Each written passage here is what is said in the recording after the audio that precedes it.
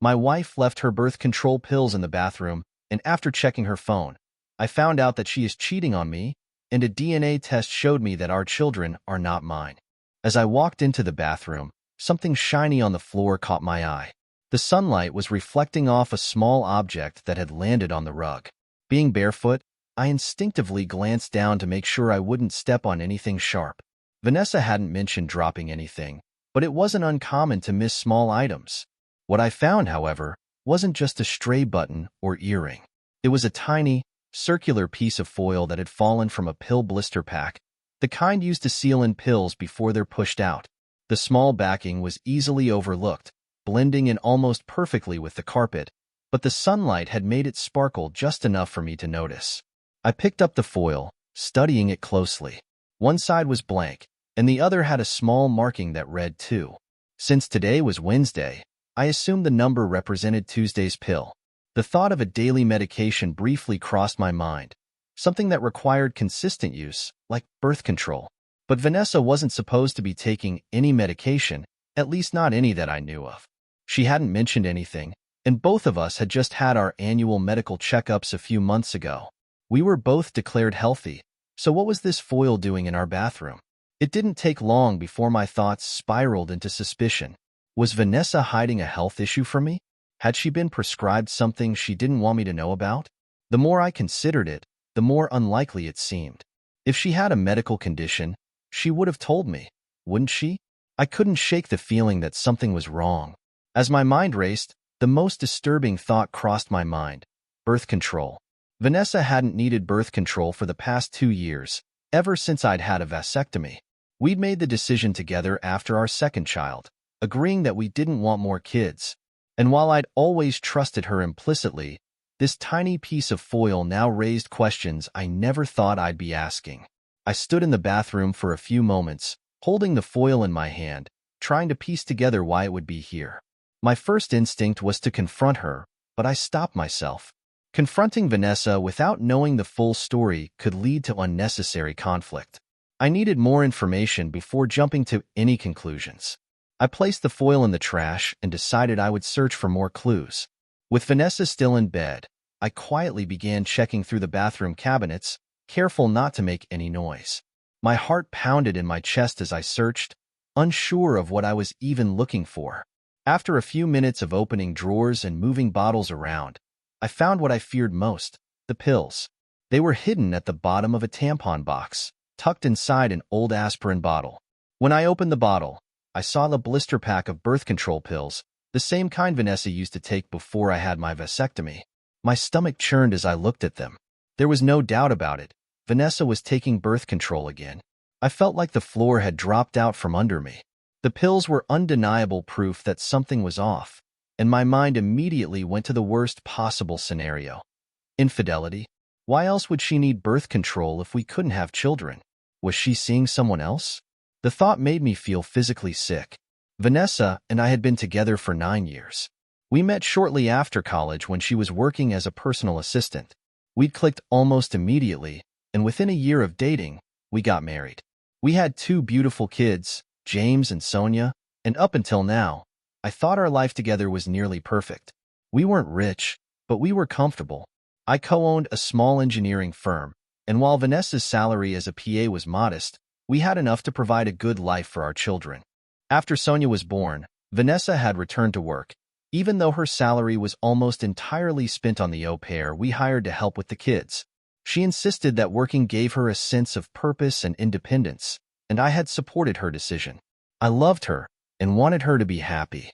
But now, holding this pack of pills, I wondered if she'd been lying to me all along.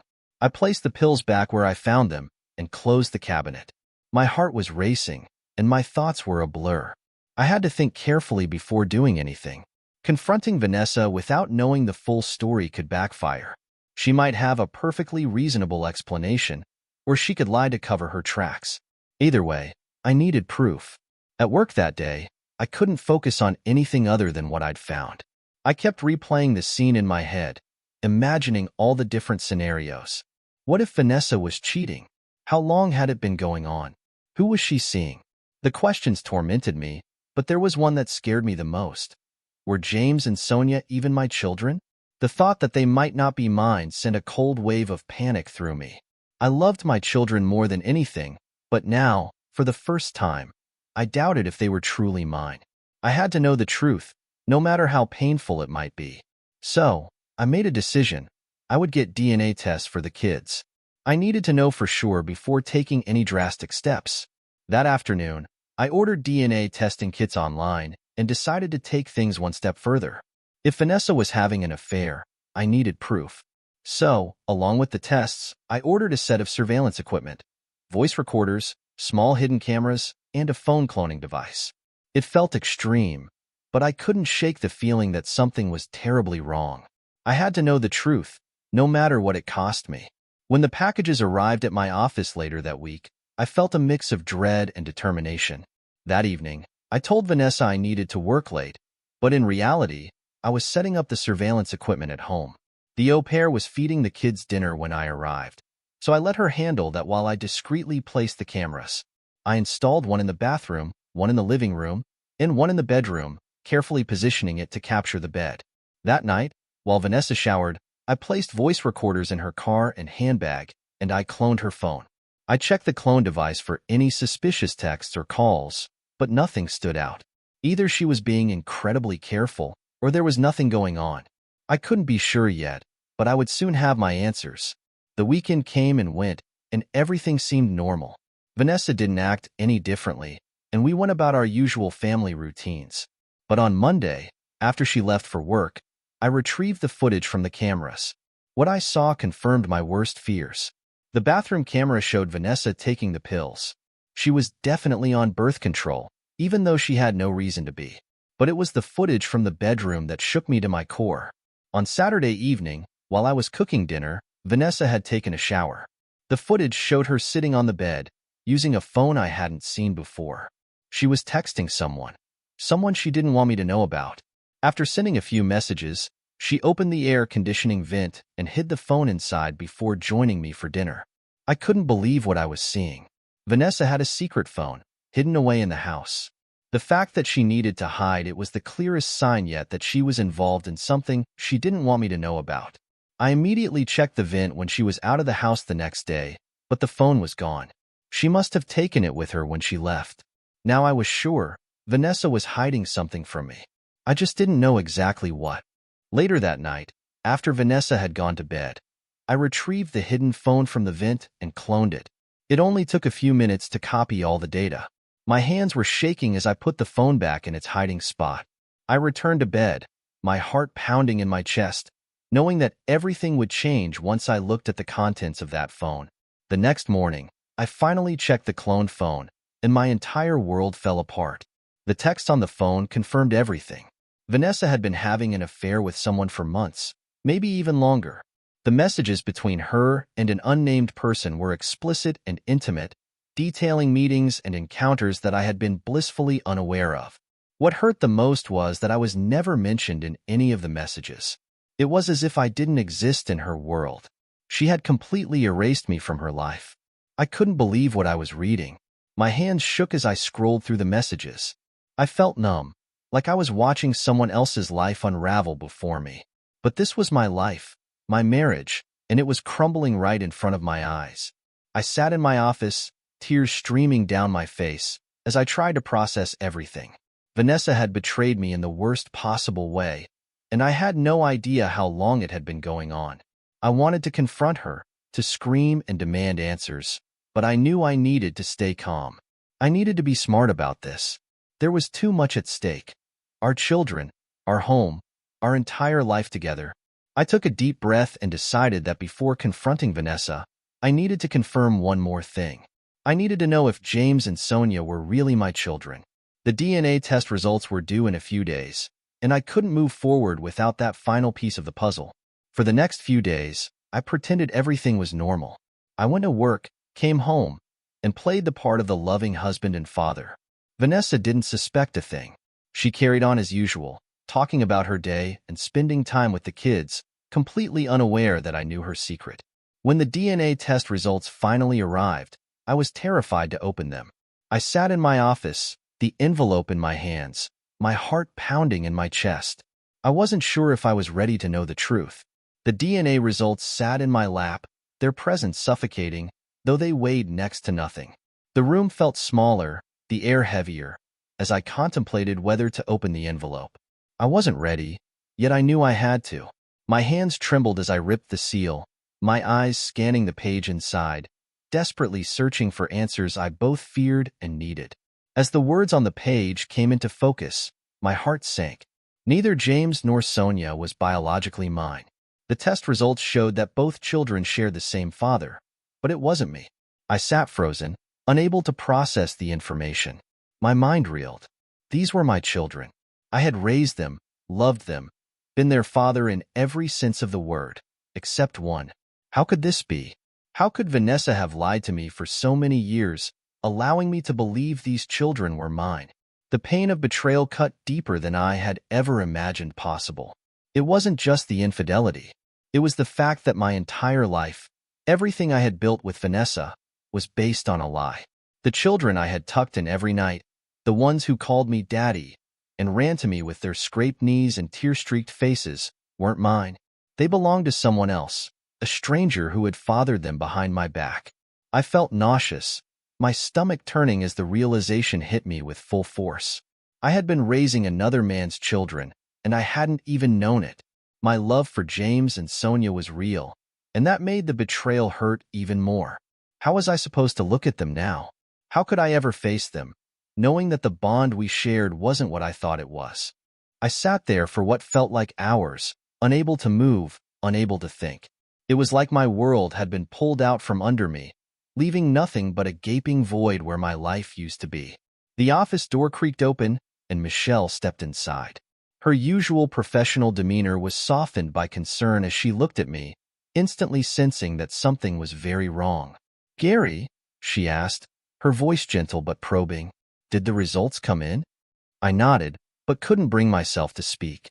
Michelle walked over, her heels softly tapping on the office floor, and took a seat across from me. Without asking, she reached for the DNA results, and I handed them to her with trembling hands. She read them quickly, her face turning pale as she absorbed the gravity of the situation.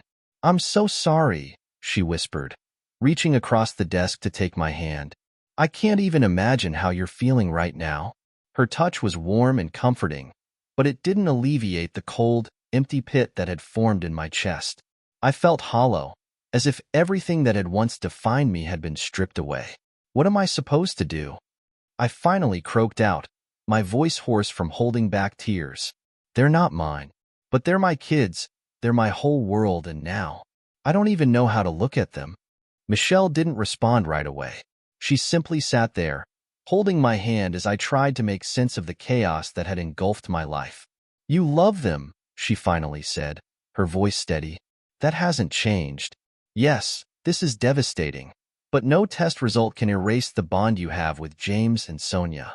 You're the only father they've ever known, and that means something."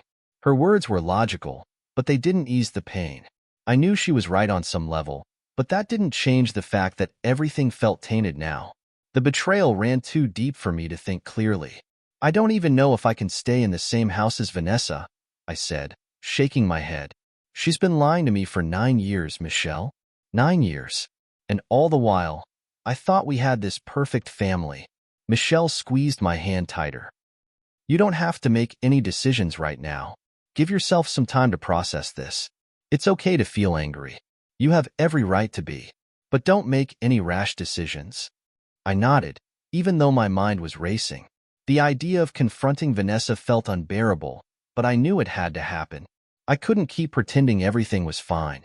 Later that evening, I made my way home, barely aware of the drive. I parked in the driveway, staring at the house that no longer felt like mine. Vanessa was inside, probably cooking dinner or helping the kids with their homework. How could she go on like nothing had happened? Like everything was fine? I stepped inside, my footsteps heavy and deliberate. The familiar smells of dinner cooking in the kitchen greeted me, but they no longer brought any comfort. Vanessa appeared from the kitchen, wiping her hands on a dish towel, smiling as though nothing was wrong.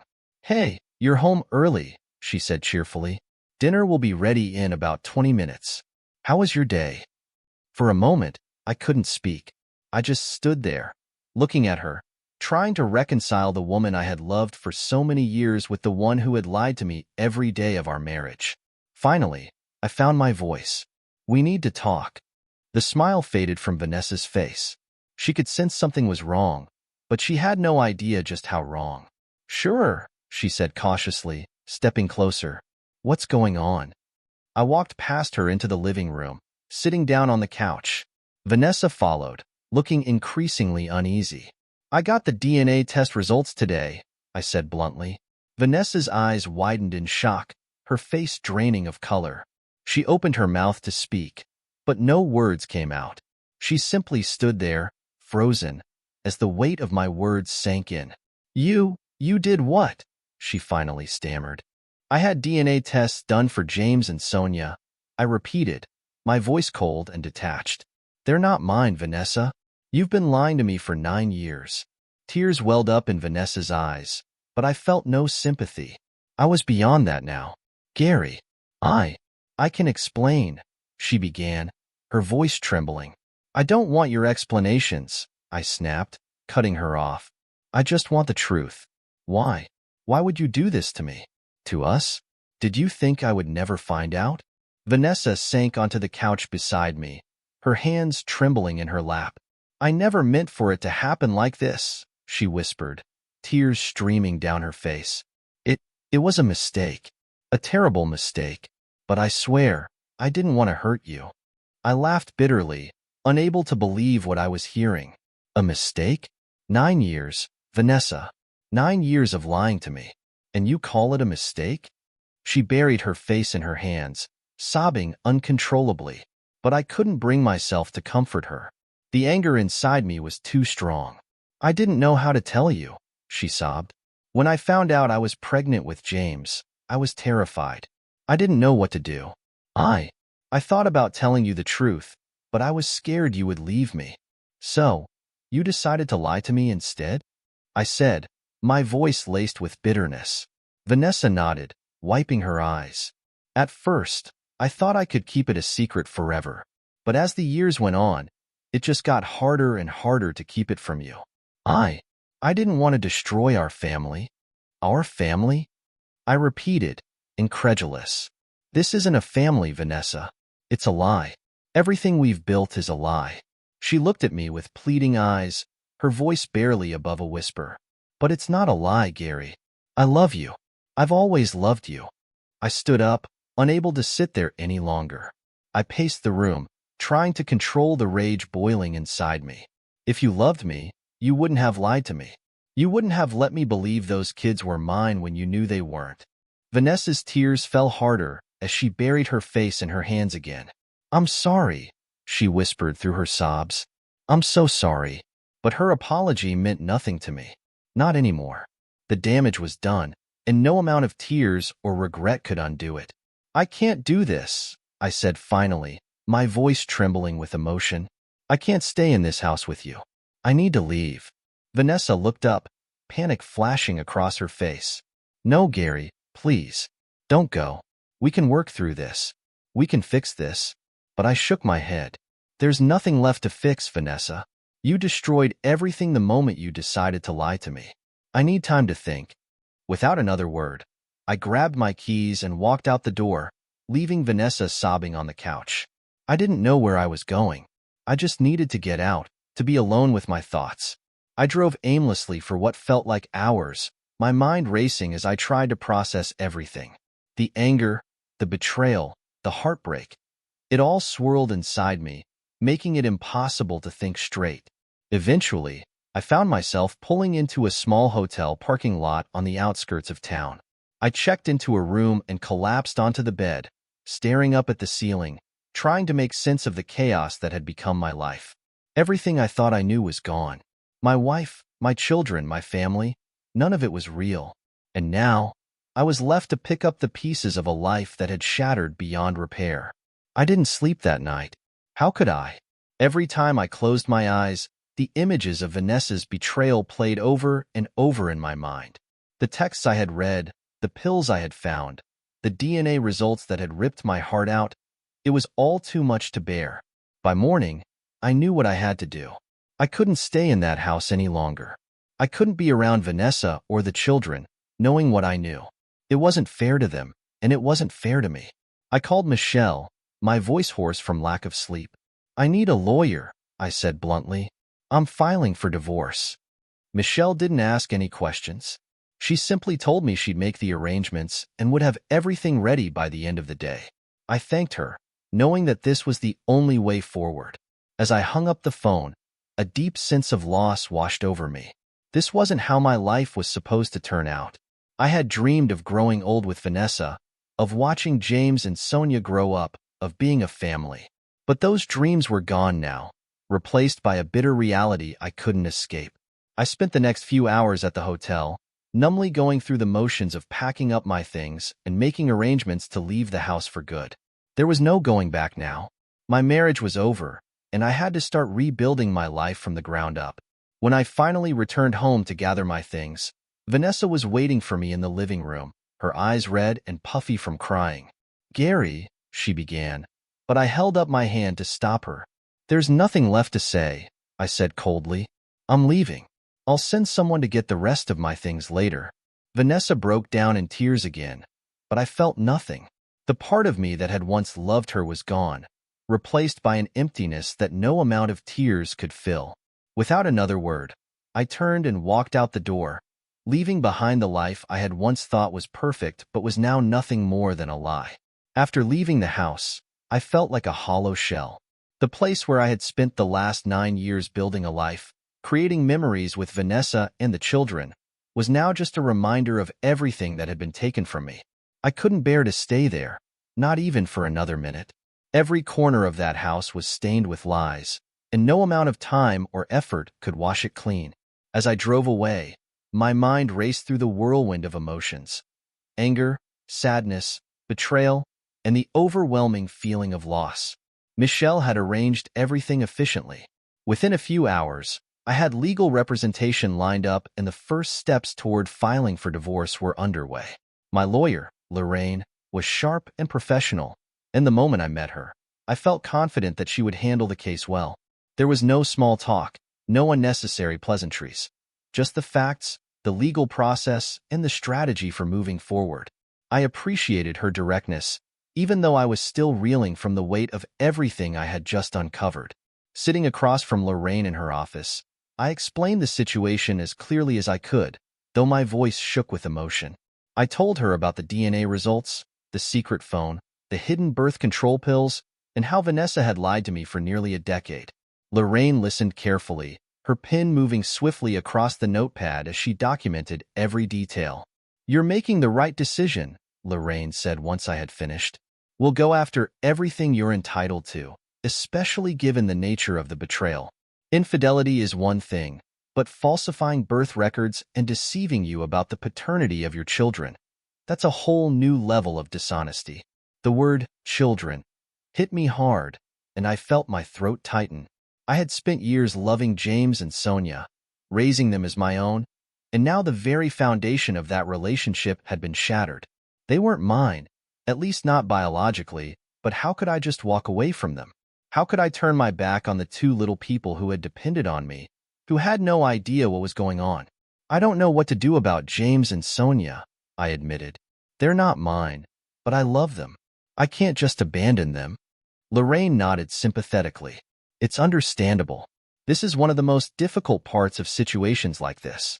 While the DNA results prove they're not biologically yours, the emotional bond is still there. The court will likely take that into consideration when it comes to custody, but ultimately, it's up to you to decide how involved you want to be in their lives going forward." Her words weighed heavily on me. I had to make a decision, and it wasn't going to be easy. There was no right answer. If I chose to stay involved in their lives, I would have to face Vanessa and be reminded of her betrayal every time I saw them. But if I walked away, I would lose the children forever. Children who still thought of me as their father. "I need some time to think," I said quietly, my voice barely audible. "I can't make that decision right now." "Take all the time you need," Lorraine said, her tone gentle but firm. "This is a life-changing situation, and you deserve space to process it." In the meantime, I'll move forward with the divorce proceedings. We'll make sure everything is handled as smoothly as possible, and we'll protect your assets. You're in good hands." I thanked her and left the office, feeling the weight of the world pressing down on my shoulders. As I stepped out into the cool evening air, I realized that I had no idea where I was going. I couldn't go back to the house, and the idea of staying in a hotel indefinitely wasn't appealing. I needed some kind of stability, something to hold on to in the midst of this chaos. That's when I remembered Michelle's offer. She had told me I could stay at her place if I needed somewhere to go, and I had brushed it off at the time, thinking I wouldn't need it. But now, with nowhere else to turn, her offer seemed like a lifeline. I pulled out my phone and called her. It rang only once before she picked up. "Gary," she answered, her voice filled with concern. "Are you okay?" "No," I admitted, feeling a lump form in my throat. "I'm not okay. I don't know what to do. I don't know where to go." There was a pause on the other end of the line. Then Michelle's voice softened. "Come to my place. I've got a spare room, and you're welcome to stay as long as you need. You shouldn't be alone right now." I hesitated for a moment, unsure if I should accept her offer. But the truth was, I didn't want to be alone. I didn't trust myself to handle everything that was happening without some kind of support. So, I agreed, thanking her for the kindness she had shown me throughout this ordeal. When I arrived at Michelle's house, she greeted me with a warm hug, and for the first time in days, I felt a tiny bit of comfort. Her home was modest but cozy, with soft lighting and a peaceful atmosphere that immediately put me at ease. She showed me to the spare room, where she had already made up the bed and placed fresh towels on the dresser. "You can stay here as long as you need," she said, smiling gently. "There's no rush." I nodded, grateful beyond words, and sank onto the bed, feeling exhausted both mentally and physically. Michelle left me to settle in, and I lay there for a while, staring at the ceiling, trying to process everything that had happened. The weight of the situation was overwhelming, but at least for now, I had a place to stay, a temporary refuge from the storm. Over the next few days, I fell into a strange, surreal routine. I would wake up early, my mind racing with thoughts about the children, about Vanessa, about the divorce.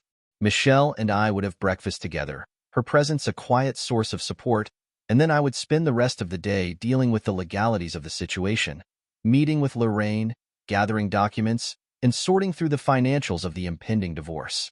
It was emotionally draining, but Michelle was always there, offering a listening ear when I needed to vent or a comforting word when the stress became too much. I hadn't expected to lean on her so much, but her kindness had been a balm to my frayed nerves. One evening, as we sat in the living room after dinner, I finally voiced the question that had been gnawing at me since the DNA results came in. "Do you think I should fight for custody of the kids?" I asked, my voice barely above a whisper. Michelle looked at me thoughtfully, setting down her glass of wine. "That's a tough question," she said gently. "Only you can really answer that. But I do know one thing. You love them, and that matters. Even if they're not biologically yours, you've been their father for years. That bond doesn't just disappear." I nodded, trying to hold back the flood of emotions that rose to the surface whenever I thought about James and Sonia. "I just don't know if I can handle seeing Vanessa all the time," I admitted. "Every time I look at her, I'll be reminded of the betrayal. How can I raise those kids when I can't even stand to be in the same room as her?" Michelle reached across the couch and placed a hand on my arm, her touch warm and reassuring. "You don't have to make any decisions right now," she said softly. "Give yourself some time. You've been through so much already. It's okay to take a step back and figure out what's best for you." Her words gave me some comfort, but I knew that eventually I would have to make a choice.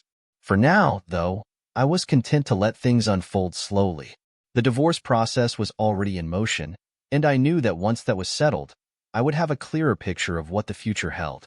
As the weeks went by, I found myself growing closer to Michelle in ways I hadn't anticipated. She had always been a trusted colleague, someone I respected and admired, but now, as she opened her home and her heart to me during one of the darkest times of my life, I saw a different side of her. She was kind, compassionate, and strong, and I couldn't deny the connection that was forming between us. It started small, an extra smile here, a lingering glance there, but over time, it became something more. We spent more and more time together, sharing our thoughts and fears late into the night. She was always there to listen, to offer advice, and to help me through the emotional turmoil of the divorce. One evening, as we sat together on the couch, watching a movie in comfortable silence, I realized that my feelings for Michelle had shifted. It wasn't just gratitude for her support or admiration for her strength. It was something deeper, something I hadn't felt in a long time. I looked over at her, the soft glow of the TV casting shadows on her face, and I felt my heart ache with a mix of confusion and longing. I wasn't sure if I was ready for this, if I could even allow myself to feel something for someone else after everything that had happened. But there was no denying it anymore. Michelle had become more than just a friend, more than just someone helping me through a difficult time. She must have sensed my gaze, because she turned to look at me, her eyes filled with an unspoken question. For a moment, we just stared at each other, the air between us thick with tension. Then, before I could stop myself, I leaned in and kissed her. It was soft at first, hesitant, as if we were both testing the waters. But as her lips responded to mine, the kiss deepened, and all the confusion and uncertainty melted away. For the first time in weeks, I felt something other than anger or pain. I felt hope. When we finally pulled apart, breathless, Michelle smiled at me, her eyes shining. "I wasn't sure if you were ready for this," she whispered. "I don't know if I am," I admitted, "but I can't deny what I feel." We spent the rest of the evening talking, laughing, and sharing more about our lives than we ever had before. It was strange, but in some ways it felt right, like a fresh start, a new chapter in my life after everything that had happened. But the guilt lingered. As much as I wanted to move forward with Michelle, the thought of Vanessa and the children still haunted me. The divorce was progressing smoothly, and Lorraine was handling everything on the legal side, but the emotional scars were far from healed. The next morning, I woke up to a text from Lorraine. "Meeting scheduled with Vanessa's lawyer for Friday. Custody arrangements will be discussed. Let me know if you want to proceed with shared custody or if you want to pursue another arrangement." My stomach tightened as I read the message. I had been avoiding this decision for too long, and now I had to face it head-on. Michelle must have noticed my change in demeanor because she looked over at me from across the breakfast table, concern etched on her face. "Everything okay?" she asked softly. I sighed, setting down my phone. "It's time to make a decision about the kids. Lorraine wants to know if I want to pursue custody or not." Michelle nodded, understanding the weight of the situation. "What do you think you'll do?" "I don't know," I admitted. "Part of me wants to walk away and start fresh, but they're still my kids, you know? I can't just forget about them." She reached across the table and took my hand in hers, offering me the silent support I had come to rely on. "Whatever you decide, I'll be here," she said softly. "But remember, you don't have to do this alone." Her words gave me strength, and for the first time, I felt like I could face the decision without being overwhelmed by guilt or fear. That Friday, I walked into Lorraine's office with a clear head. Vanessa's lawyer was already there, and Vanessa sat beside him, looking as nervous as I felt. I took a deep breath and sat down across from them, ready to finally put everything on the table. "Let's talk custody," Lorraine began, her voice steady as she led the conversation. "Gary, have you made a decision regarding the children?" I looked over at Vanessa, her eyes pleading with me to do what was right for James and Sonia. The anger I had felt toward her was still there, but it was no longer the driving force behind my decisions. I had come to realize that, despite everything, I still cared about the kids. They were innocent in all of this, and they deserved to have a father in their lives. "I want shared custody," I said finally, my voice firm. "I may not be their biological father, but I'm still their dad. I can't just walk away from that." Vanessa's eyes filled with tears, and she nodded, relief washing over her face. I wasn't doing this for her. I was doing it for James and Sonia. They were the only real family I had left, and I wasn't going to let them down. The meeting ended amicably, with both sides agreeing to work out the details of the shared custody arrangement. As I walked out of the office, a weight lifted from my shoulders. The future was still uncertain, but for the first time in a long while, I felt like I was finally taking control of my life again. Michelle was waiting for me outside, her face lighting up when she saw me. I walked over to her, feeling a sense of peace settle over me. "How did it go?" she asked, slipping her hand into mine. I smiled, feeling more at ease than I had in weeks. "It went well. I'm going to be a part of the kids' lives. It's not going to be easy, but I'm ready." Michelle squeezed my hand, her eyes shining with pride. "I knew you'd make the right decision."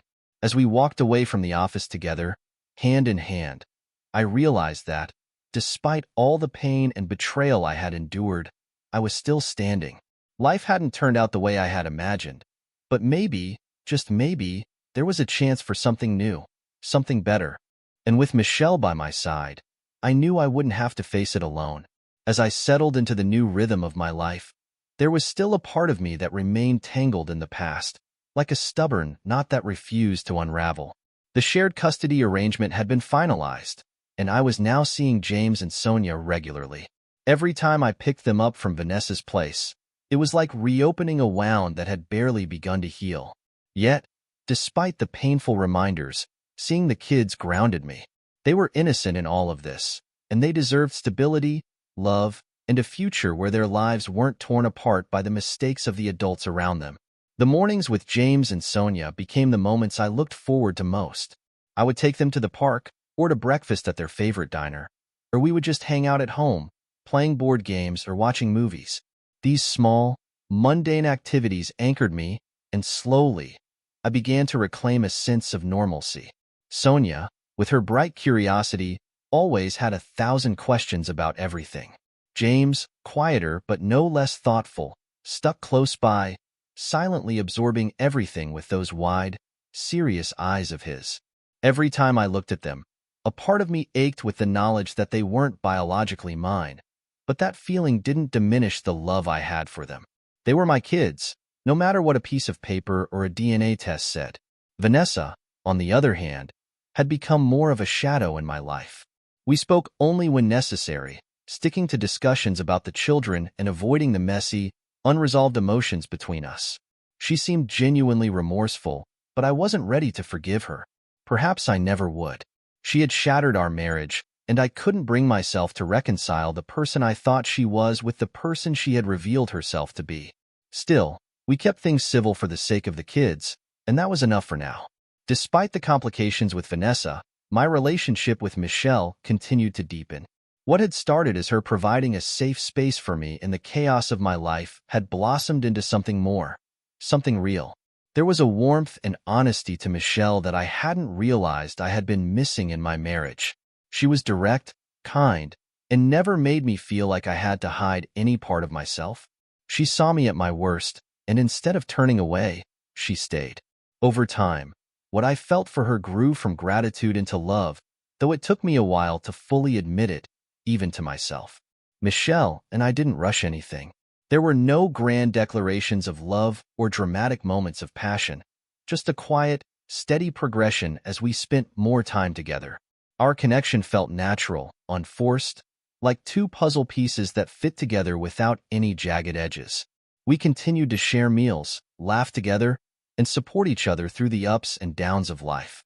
And in those moments, I realized that this, whatever it was, might be the kind of relationship I had always been searching for. One evening, a few months after the divorce had been finalized, Michelle and I were sitting on the back porch of her house, sipping wine as the sun set. The air was cool, the sky streaked with shades of pink and orange, and everything felt peaceful in a way that I hadn't experienced in a long time. We had just finished dinner, a simple meal we had cooked together, and now we were enjoying the quiet. "I've been thinking," I began, breaking the comfortable silence between us. Michelle looked over at me, her eyes curious but calm, waiting for me to continue. "About us. About where we are, and where we're going." She didn't respond immediately, but I could see the flicker of anticipation in her eyes. "And what are you thinking?" she asked, her voice soft but steady. I took a deep breath, feeling the weight of what I was about to say. I know it hasn't been that long since the divorce, and I'm still figuring out a lot of things, but I'm sure about this. I'm sure about you. I don't want to keep tiptoeing around it anymore. I love you, Michelle." The words hung in the air for a moment, and I realized how long I had been holding them back. Michelle's face softened, and a slow, radiant smile spread across her lips. "I love you too, Gary," she replied, her voice filled with warmth. "I've been waiting for you to say that." I let out a breath I didn't realize I had been holding, relief and happiness flooding through me. In that moment, everything felt right. For the first time in what felt like forever, I was looking forward to the future instead of dreading it. Michelle leaned over, pressing a soft kiss to my lips, and I pulled her closer, wrapping my arms around her. The sun dipped lower behind the horizon, casting the world in a golden glow, and for once, I allowed myself to believe that things could be good again, that I could have a second chance at happiness.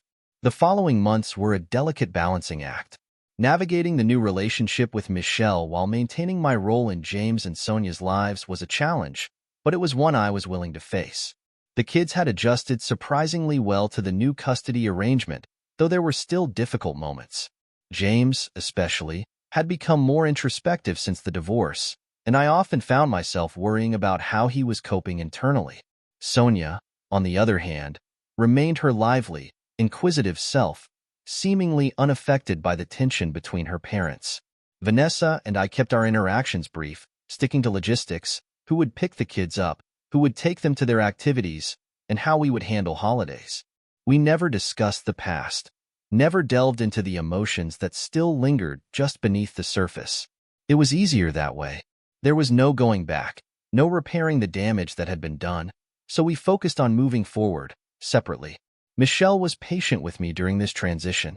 She never pushed me to introduce her to the kids or to define our relationship publicly, understanding that I needed time to sort things out. But as the weeks turned into months, it became clear that she was becoming a permanent part of my life, and eventually, I knew I would have to tell James and Sonia about her. The opportunity came one weekend when I had the kids for an extended stay. We were having breakfast at the kitchen table, the sunlight streaming through the windows, when Sonia, with her usual candor, brought up the subject. "Dad," she said between bites of her cereal, "do you have a girlfriend?" I nearly choked on my coffee, caught completely off guard. "Why do you ask that?" I replied, trying to keep my tone light. Sonia shrugged, completely unfazed. "I heard Mommy talking about it on the phone. She said you might be seeing someone." I glanced over at James, who was quietly watching the conversation unfold, his expression unreadable. I had known this moment would come eventually, but I hadn't expected it to happen so soon, and certainly not over breakfast. "Well," I began, setting my mug down, "there is someone I've been spending a lot of time with. Her name is Michelle, and she's very important to me." Sonia's eyes lit up with curiosity. "Is she nice? Can we meet her?" I hesitated, glancing at James to gauge his reaction. He was still quiet, his brow furrowed slightly, but he didn't seem upset, just contemplative. "Yes, she's very nice," I said, choosing my words carefully. "I'd like for you both to meet her when you're ready, but only when you feel comfortable with it." Sonia nodded enthusiastically, clearly excited by the prospect. James, however, remained silent for a moment longer before finally speaking. "Does this mean you're not getting back together with Mom?" he asked, his voice quiet but steady. The question hit me like a punch to the gut, even though I had known it was coming. I had hoped that by now, James had come to terms with the reality of the situation, but hearing him ask it so plainly reminded me that, for a child, these kinds of changes were never easy to accept. "No, buddy," I said gently, leaning forward to meet his gaze. "Your mom and I aren't getting back together. But that doesn't change how much we both love you and your sister. You'll always have both of us in your lives, no matter what." James nodded slowly, processing my words. I could see the disappointment in his eyes, but there was also a quiet understanding. He was growing up, and part of that meant learning that not everything could go back to the way it was. "I want to meet Michelle," he said finally, his voice barely above a whisper. I smiled, relieved and touched by his openness. "Okay," I said. "We'll plan something soon." A few weeks later, I arranged for the kids to meet Michelle. We decided to keep it casual, a day at the park, followed by lunch at a nearby cafe. I was nervous, unsure of how the kids would react to seeing me with someone new, but Michelle's calm, reassuring presence put me at ease. She had always been good with people, and I had no doubt she would handle this situation with the same grace she had shown throughout our relationship. When we arrived at the park, Sonia ran ahead, excited to explore the playground. James, as usual, stayed close to my side, his eyes scanning the park as if taking in every detail. "There she is," I said, pointing toward a bench where Michelle was waiting for us. She stood up as we approached, a warm smile spreading across her face. "Hi, you must be James and Sonia," she said, crouching down to their level. "I've heard so much about you." Sonia, ever the social butterfly, immediately took to Michelle, chatting animatedly about her favorite games and asking if she wanted to go on the swings. James, on the other hand, was more reserved, but he offered Michelle a polite smile and a quiet hello. As the afternoon went on, I watched in awe as Michelle seamlessly integrated herself into our little family. She pushed Sonia on the swings, engaged James in a game of catch, and even managed to get him to open up about his favorite books. By the time we sat down for lunch, both kids were laughing and talking with her as if they had known her for years. It was a relief, a huge weight off my shoulders to see the kids accepting Michelle so easily. I had been worried about how they would react, especially James, but it seemed that their curiosity and openness had won out over any lingering fears or doubts. Later, as we walked back to the car, Sonia took Michelle's hand without hesitation, while James walked alongside me, his usual quiet self. "I like her," Sonia declared with a wide grin. "She's fun." I glanced over at James, waiting for his response. He was silent for a moment, then he looked up at me and said, "Yeah, she's cool." It was a simple statement, but it meant the world to me. For the first time since the divorce, I felt like things were falling into place. My relationship with Michelle was becoming a stable, positive part of my life, and the kids seemed to be adjusting well to the new dynamic. As the weeks turned into months, we continued to navigate the complexities of blended family life. Michelle became more involved in the kids' lives, and they grew increasingly comfortable with her presence. We spent weekends together, went on trips to the zoo or the movies, and even had a few family dinners where the four of us sat around the table, laughing and talking like any other family. Of course, there were still challenges. Co-parenting with Vanessa wasn't always easy, especially when it came to coordinating schedules and making decisions about the kids' education and activities. But for the most part, we managed to keep things civil and focused on what was best for James and Sonia. One evening, after we had put the kids to bed, Michelle and I sat on the couch, reflecting on how far we had come. "Did you ever think things would turn out like this?" I asked, looking over at her with a smile. She shook her head, a soft laugh escaping her lips. "No, I didn't, but I'm glad they did." I leaned in, pressing a kiss to her forehead. "Me too." As we sat there, wrapped in each other's arms, I couldn't help but feel grateful for the journey that had led me here. It hadn't been easy, far from it. I had experienced heartbreak, betrayal, and loss that had nearly broken me. But in the midst of all that pain, I had found something new, something stronger. I had found a family, a future, and a partner who loved me for who I was, flaws and all. And for the first time in a long while, I knew that everything was going to be okay. As time passed, life began to take on a new normal. The rhythm of shared custody, my evolving relationship with Michelle, and the quiet moments of healing gradually shaped the future I hadn't imagined when everything first fell apart. But despite the steady march forward, there were still challenges, small, sometimes sharp reminders that nothing was ever truly simple in the aftermath of betrayal and heartbreak. James and Sonia had adjusted well to the shared custody arrangement, but there were days when I could see the confusion and sadness in their eyes, especially in James. He was older, more aware of the complexities surrounding our family. Although I had explained to him, in the simplest terms, why his mom and I were no longer together, I knew he was still grappling with it in his own way. Sonia, on the other hand, seemed to bounce back with the resilience only children possess. She loved spending time with Michelle, treating her as a fun, cool adult in her life. But for James, the world hadn't fully righted itself yet.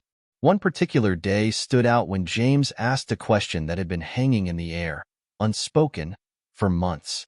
It was a Sunday afternoon, and we were sitting in the backyard, throwing a baseball back and forth. The sun was warm on our faces, and the sound of birds chirping in the trees filled the quiet between us. James had been quieter than usual that day, his throws a little slower, his brow furrowed in thought. "Dad," he finally said, his voice serious in that way that only an 11-year-old could muster. "Can I ask you something?" "Of course, buddy," I replied, tossing the ball back to him. He caught it, then hesitated, squeezing the baseball between his hands. "Do you miss Mom?" The question caught me off guard. I hadn't expected him to ask that. Not now, not after so many months had passed since the divorce. But I knew this wasn't just a casual question for him. He was searching for answers, trying to understand something far more complex than I had anticipated. I lowered my glove and sat down on the grass, motioning for him to do the same. He joined me, his face set in that determined expression he always wore when he was trying to work through something difficult. "I miss the family we used to have," I said slowly, choosing my words carefully. "I miss some of the good times we had together. But things weren't working between your mom and me for a long time. And sometimes, even though it's hard, it's better for people to go their separate ways." James looked down at the ball in his hands, rolling it between his fingers. "But why couldn't you fix it? Why didn't you try harder?" His words hit me like a punch to the gut. Of course, from his perspective, everything must have seemed so simple, so fixable. How could I explain to him the layers of betrayal, the lies, and the heartbreak without shattering his image of his mother? I had made a conscious decision not to tell the kids about the full extent of what had happened. They didn't need to know about the affair, about the deception, about the DNA results. That burden wasn't theirs to carry. "I did try," I said, keeping my voice steady. "But sometimes, no matter how hard you try, things don't work out the way you want them to. Your mom and I care about you and Sonia more than anything, and that will never change. But we realized that we weren't happy together anymore, and staying in an unhappy marriage wouldn't have been fair to any of us." James was quiet for a long time, absorbing what I had said. Finally, he looked up at me, his eyes filled with a mixture of confusion and acceptance. "Do you think you'll ever love her again?" he asked, his voice barely a whisper. I felt my heart tighten, but I knew I had to be honest with him. "No, James," I said gently. "I'll always care about her because she's your mom, but I don't love her the way I used to. And that's okay. People change, and relationships change. But that doesn't mean I won't always love you and Sonia." He nodded, though I could see the sadness still lingered in his eyes. I placed a hand on his shoulder, giving him a reassuring squeeze. "You know, it's okay to miss the way things used to be," I added. "It's okay to feel sad or confused. This has been hard for all of us, but we're going to be okay. We're building a new kind of family, and that doesn't take away from the love we all have for each other." James didn't say anything more after that, but I could tell he was thinking deeply. I knew it would take time for him to fully come to terms with everything, and I would be there for him, as his father, every step of the way. As the months continued to pass, Michelle became an even more integral part of my life and the lives of the kids. Slowly but surely, she was becoming more than just Dad's girlfriend. The bond she formed with Sonia grew particularly strong, and I often found them giggling together over some inside joke or working on a craft project at the kitchen table. Sonia adored Michelle, and it was clear that Michelle cherished her just as much. But there was one night that changed the dynamic of our relationship even further. A night when I realized that my future with Michelle was no longer just a possibility, but a certainty. It was a warm summer evening, and Michelle and I had just put the kids to bed after a day spent at the beach. Sonia had fallen asleep almost immediately, exhausted from swimming and playing in the sand. James had stayed up a little later, reading a book before finally drifting off. Michelle and I were sitting on the porch, the soft hum of cicadas filling the air, a cool breeze rustling through the trees. We hadn't said much, content to simply enjoy the peaceful silence that had settled over the house. But as the night wore on, I felt a shift, an unspoken understanding that something was about to change between us. "I've been thinking," Michelle said, breaking the silence, her voice quiet but steady. "About what?" I asked, turning to look at her. She smiled, her eyes soft as they met mine. "About us. About this." She gestured to the house, to the kids' bedrooms inside, to everything we had built together over the past few months. I love what we have, Gary. I love being part of your life and part of the kids' lives. But I want to know, are we moving forward? Do you see a future for us? Because I do. And I need to know if we're on the same page. Her words hung in the air between us, filled with a vulnerability that took me by surprise. I could see the uncertainty in her eyes, the fear that maybe I wasn't ready to take the next step. But the truth was, I had been thinking about this too, about what it meant for us, for the kids, for the life we were building together. I reached over and took her hand, lacing my fingers with hers. I love you, Michelle, I said softly. And yes, I see a future with you. I've known that for a while now, but I didn't want to rush things. I wanted to make sure that we were both ready. Michelle smiled, her face lighting up with relief. I'm ready, she said, her voice steady and full of conviction. I've been ready. I smiled back, feeling a sense of certainty settle over me. Then let's do this, I said. Let's move forward. Let's build a life together. It was as simple as that. No grand proposal, no over-the-top gestures. Just two people deciding, together, that they wanted to spend their lives with each other. As the weeks passed, Michelle and I began to make plans for the future. Small steps at first, like moving in together and making adjustments to accommodate the kids. She moved into my place, and we began the delicate process of blending our lives more fully. It wasn't always easy. There were moments of tension, moments when the reality of blending two families hit harder than either of us had anticipated. But through it all, we remained committed to each other, to the kids, and to the life we were creating. Vanessa was surprisingly supportive of the transition, though there were moments when I could sense her discomfort. It couldn't have been easy for her to see Michelle becoming a significant part of the kids' lives, but to her credit, she never let it interfere with co-parenting. We kept things civil, and over time, the tension between us began to ease, though I doubted it would ever fully disappear. For the first time in what felt like years, I was genuinely happy. Happy with my life, happy with my family, happy with the direction things were heading. I had thought, after the divorce, that I would never feel this way again, that the betrayal had broken something in me that could never be fixed. But Michelle had shown me that there was still hope, still love to be found, even after everything. One weekend, a little over a year after the divorce, we planned a camping trip with the kids. It was something James had been asking for since summer began, and we figured it was the perfect opportunity to spend some quality time together as a family. We packed up the car with tents, sleeping bags, and enough food to last us the weekend, and headed out to a nearby national park. The campsite was nestled in a clearing surrounded by tall pines, and as soon as we arrived, the kids burst out of the car, excitedly exploring their surroundings. Michelle and I set up the tents while they ran around, collecting rocks and sticks for the campfire we would build later. That evening, as the sun set behind the trees and the fire crackled in the pit, we all sat around, roasting marshmallows and telling stories. Sonia, ever the storyteller, made up an elaborate tale about a magical forest filled with talking animals, while James listened quietly, occasionally chiming in with a question or a suggestion.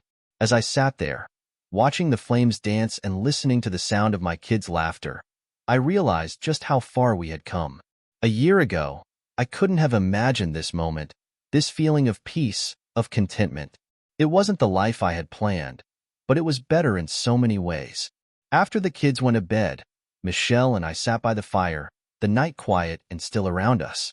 She leaned her head on my shoulder, and we watched the embers glow softly in the darkness. "Do you ever think about how different things could have been?" she asked after a while, her voice thoughtful. "Sometimes," I admitted, "but I try not to dwell on it. The past is the past. What matters is what we have now." She nodded, her fingers tracing small patterns on my arm. "I'm glad we found each other," she said softly. "I'm glad we made it through everything." I smiled, pressing a kiss to the top of her head. "Me too." As we sat there, the fire slowly dying down, I felt a sense of calm settle over me, a feeling that, despite everything that had happened, we were exactly where we were meant to be.